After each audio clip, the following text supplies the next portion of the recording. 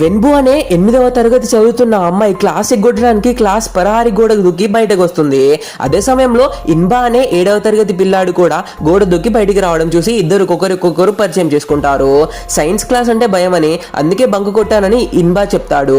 దాంతో ఇద్దరు కలిసి ఒక రోజంతా సరదాగా గడపాలని ప్లాన్ చేసుకుని ఇన్బా సైకిల్ పై దగ్గరలోని గ్రామానికి బయలుదేరతారు.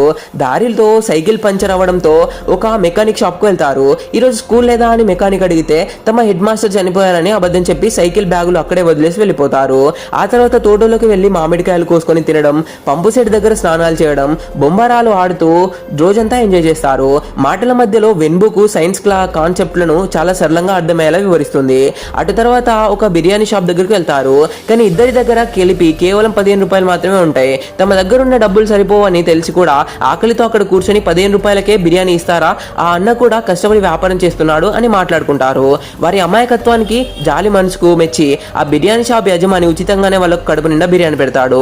తర్వాత ట్రూత్ ఆర్ డేర్ గేమ్ ఆడుకున్నప్పుడు తమ ఇంట్లో తల్లిదండ్రులు ఎప్పుడు గొడవ పడుతుంటారని, అందుకే ఇల్లు స్కూల్ అంటే ఇష్టం లేదని వెన్బు బాధపడుతుంది.